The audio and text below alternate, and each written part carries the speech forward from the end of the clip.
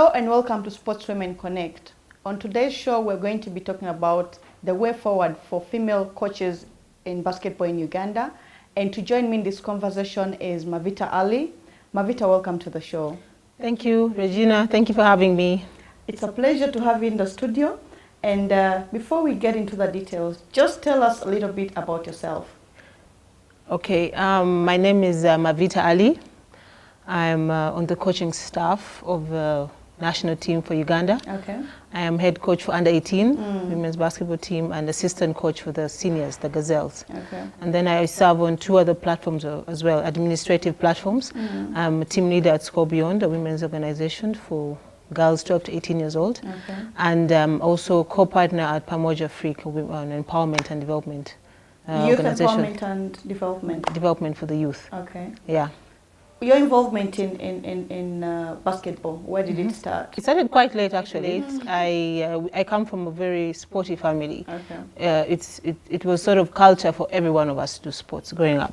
Just tell us a bit about your family before we get Into the sports. Yeah. I come from a typically African and Muslim family. We're over 25 kids, 25 siblings. Whoa. So growing up at home, it was always full. Full house? Yes, as a matter of fact, I had my own room only at campus. Oh. That's the only time I had my own Okay. room. So it was always a full house. It was typically very extended.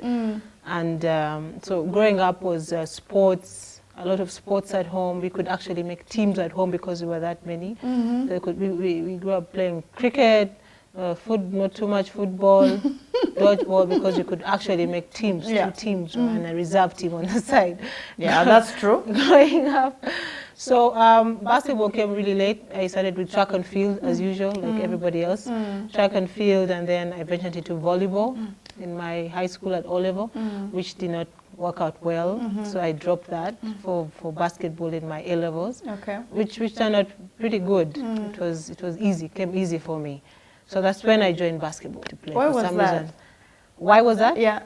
Well, I guess because it allows you to express yourselves in so many ways. It's not restrictive. And it's a bit different from volleyball. You have to play, well, even basketball, you have to play in a field, but there's a fan, there's that net. But basketball is you express yourself in so many. There's fluidity. You express yourself, you can do so much. As long as you have some basics right, you can express yourself in so many ways. I think that's what was attraction for me, and that's why I was able to. Okay, so then from high school you ended up? From high school I joined Makerere and A1. That's when I joined A1. Okay. So I played in A1 for a couple of years, and as well as the Makerere team, Sparks. And I played for quite a while, then I joined the national team, captained the national team, and I retired about 2009. Then I went into administration and then the coaching part of it. Okay, so 2009 is when you picked up coaching? No, I dabbled a little bit in administration. Okay. I was manager for A1 Challenge basketball team. Yeah. On the whole, would you say we have numbers in terms of female coaches in Uganda? We absolutely do not have numbers. We do not have numbers. For example, I'm the head coach for women under 18 and seniors assistant coach. And I think there are two other ladies that serve in the lower division that are female coaches as well. So in total, there's 3 I female think, coaches? Yes, however, there are a couple of ladies who've taken the courses right now for coaching, though they don't coach actively in the league, but there are a number of women who've taken the coaches certification in my team as well, in the Score Beyond team. So there are about 3 other ladies who've taken the coaching course. So there's hope? There's hope, there's progress, there's a lot of push for women to take the certification courses. Okay. Yeah. And how has it been for you? As a coach? Yeah. Well, it's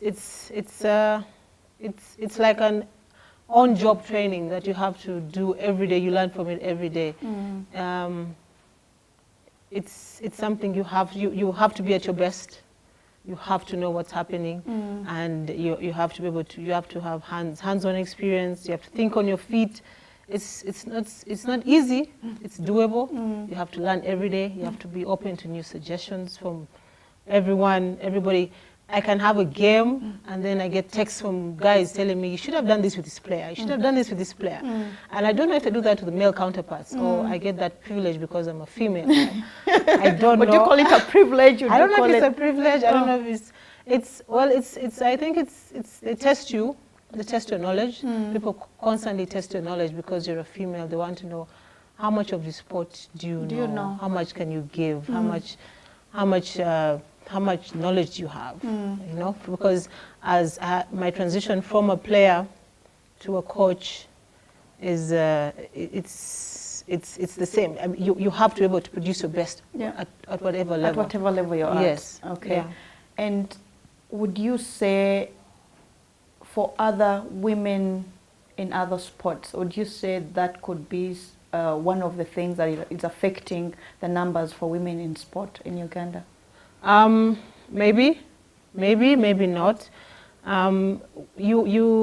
Like everything else, in order to be the best, you have to be able to work hard, to work smart, to want to scale the walls to be able to reach the top. So for most of us women, I think you have to actually hold someone and drag her to the side and say, I think you can do this, I think you need to do this, I think you need to get there, this is how you get there, or find a way to get there. So most of the time we're shy, maybe the initiative, we need a little push here and there, so we need to do that a lot for each other, for women. Even the men do it, because it's actually a guy who made me take the push to take on coaching, because he kept telling me, so you're going to keep hiding in administration and not actually coach? It's high time you started coaching, because there are not too many female coaches out there, and you should be able to do that. You should do that. Who would you say was your mentor, your female mentor in all this? My female mentor was absolutely Rosette Meyer. She's the founder of A1 Challenge. She's making 20 years this year, actually. Wow. So she 20 years for a local sport here is a long time. That's a long time. That's been there for that time. So she singled me out to lead the team, to manage the team. She saw the leadership qualities in you. Yeah. So she singled me out, and she taught me so much along the way. She still does, and she's one of the biggest mentors that I still work with closely today. Okay. Yeah. And Mavita, I just want to take you a little now to Score Beyond, because you said you're the team leader for Score Beyond. What was the idea behind Score Beyond? The idea has evolved over time. Okay. From the time that it came into conception, the idea was birthed from the fact that we went to Cameroon for our debut as the Gazelles at an African championship. Yeah. So this was the first time we were going to such an event, and we were underfunded. And we didn't have a physio, we didn't have a doctor, the staff was really thin. So I was actually head of delegation, because our managers came later, because they had to look for resources for the rest of the team. So what really struck me there was the culture of the other teams, the culture, the structure, how they do the thing, because they're regulars, they know what to do, they know what it required. So most of the teams that had been there were coming from 3 months camp. Residential camp in Italy, in Belgium, I don't know where, in France, in All Africa Games. They had the exposure. They had a process of how to do things. Yes. They had an all-women staff team, you know, from the veterans. They were ushered in to join the seniors and mentor. So they had those kind of structure that we didn't have.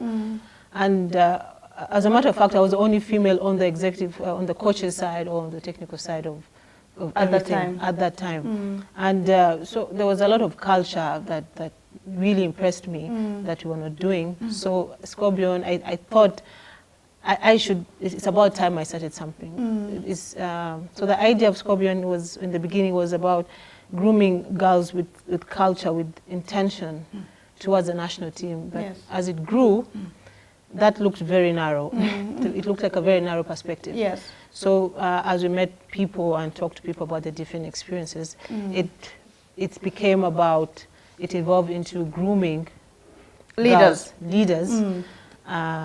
active athletes and girls who have potential in leadership into advocates for the sport. Okay. So right now we want to groom absolutely every girl. We recruit you if you're outstanding in basketball. We recruit you if you're if you're a leader in your area. Yeah. And we give you different platforms so that you can be a leader and advocate for sports for women. If you're going to be a doctor, if you're a leader, we're going to talk to you. If you're going to be a teacher, we're going to talk to you.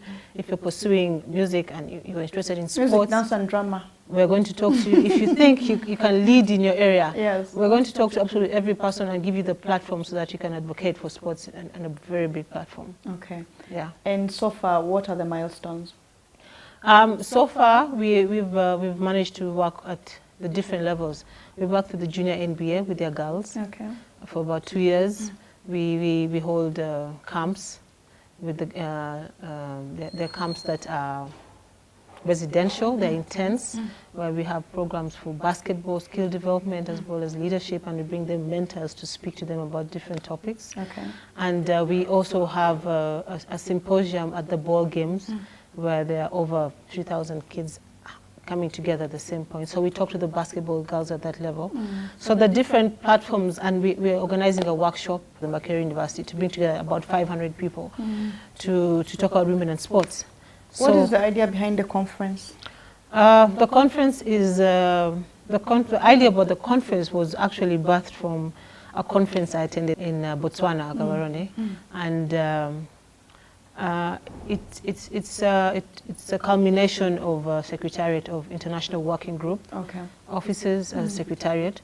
So at the end of 4 years, they hold a conference for women and sports globally. Yeah. So absolutely everybody who has a stake in women and sport is invited and is there. Yeah.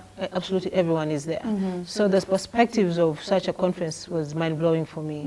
It was mind-blowing for me. So we decided, when we get back home, we have to have such kind of engagements on a local level. Yeah. And we have quite a number of experience. So we want to put together so many people from all aspects of sports, safe sport, administration, research, the technocrats, the athletes themselves, the retired athletes. We want to give them a platform where we can bring all these different levels together and have regular engagements, rich engagements, and see how we can boost our sports for women. Okay. Going forward, where do you see Cisco beyond in the next 5-10 years? I want Scorpion to be able to have a global presence and regional. Well, we start from our region first. Our activities right now are in the center of the city for now, and the outskirts. Yeah. We want to have a national presence. We want to be able to give an opportunity to every outstanding girl and every leader to give a platform for them to be confident, to be a leader, to speak up. To speak up is the most important thing, I think, for any young person growing up, to speak up and to be heard. So we want to reach as many as, we want to have our camps to be global, so we want to reach as many as at least 500 girls every year. To next 5 years, we want to go East Africa, able to have an East African presence. Yeah. So 10 years, we're saying we have to be out there. We have to really be out there. Okay, and what's the vision? The vision, like I told you, is to be able to have girl advocates for sports in Uganda, to be able to have people from different aspects, walks of life advocating for sports in Uganda, for girls' sports. What are some of the challenges that, because I know it's not easy, just starting up is hard in itself. What are some of the challenges you found along the way? For Scorpion? For Scorpion. For Scorpion. Yeah. For Scorpion, but then also as a head coach. Yeah. But let's start with Scorpion. Scorpion, one of the issues that we had in the beginning, we still have because we're still young, still a baby, is to identify with people and to give people and to make people understand what your vision is. Yeah. And knowing that the girls are marginalized and sports is learned very late in the country, to try to convince people to start this thing early and to be supported is quite a huge challenge. It's quite a huge challenge. Getting support every level is a very, and if you don't have the support coming consistently, that affects your flow of your programs. I've had the pleasure of hosting one of your girls, Emily, Yes. and I can tell you, you guys are doing a good job. Thank you. You're Thank doing you. a great job. Keep it up. Thank you. If you had one thing to say to a girl watching right now, or to a boy watching right now, what would it be? Just one thing? Just one Can you say thing. 3 things? Okay, you can say 3 things. I would tell a young person to be very self-aware, to know who you are. If you know who you are, everything should be well for you. So to be self-aware and to grow their self-esteem and confidence, and to know their God. To know their God. Yes, to be close to God always. How does that help? Because it checks you. It checks you. It makes you understand that your progress is because there's someone high up there who has your back, who's checking you No all matter the what. time, no matter what. No matter You what. can rely on that. Okay. So, how are we going to bridge the gap for female coaches in Uganda? What was it like for you getting into coaching? In the beginning, I was coming from a player, captain, national team, into management. I dabbled a bit. Then I went into coaching. I didn't have all the information I needed to have, so I had guys telling me all the time, "You need to do this. You need to do this. You need to do this." So What were they telling you exactly? They can tell you how they want to do things their way. Like, this is not how it's supposed to be done. Okay. Or they're not saying that exactly, but they're saying it in a funny Yeah, way. you can read You the know, you can the also tone. do it like this, Yeah. they can also do it like this. Yes. So it's very important for you to know your stuff. It's very important for you to be at the top, to know your stuff, to know what you're doing, and to be confident. It's very important to be confident. You have to learn people management quite early. Something that I still struggle with right now, but it's something that I have to learn on the job. So people management and knowing your stuff, knowing what you have to teach, knowing the current trends, what's happening right now, how can you improve it, how can you give players the highest performance levels that you have. It's very important, and to keep your focus on what it is you need to teach the girls. Okay, so between dealing with the under 18, what skill set have you employed and that is different from dealing with the KCCA, for example, as a club? Under 18 is making sure they're able to express themselves to their highest potential, and you're pushing for development. That's what you push. It's at the core of it. Develop. With KCCA basketball team, they're looking for excellence. They're looking for peak performance, and they're looking to buy players who are up there.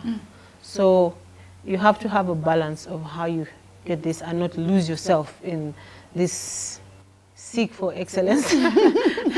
So you have to have a delicate balance in between, because the dynamics are a little bit different. Yeah. Where do you see female coaches in basketball in Uganda in the next 5 years? We've had in terms of numbers. In terms of numbers, Yeah. we've had. I think there's been a bit of progress in the terms of numbers, in the terms of women actually going out and doing these courses and getting these papers. Well, that's one thing, and the other thing is actually implementing it, actually coaching and actually getting out in the field and standing on the sideline and commanding a team. Yeah.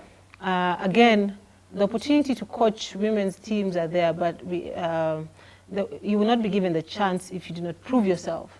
So we need to actually do that. So the women, we need to come together and give these people a chance. Even the men, we need to give these women a chance. As long as basketball is basketball, it's not about female basketball or women. Yeah, it's basketball. If you know, like if any sport, if you know the sport, you know the sport. Yeah. If you can teach it, you can teach it. Yeah. So it shouldn't be about whether you're female or male. If you have a woman who knows the game, she should be given a chance to teach the game even to men, like Sheila Umuriwe.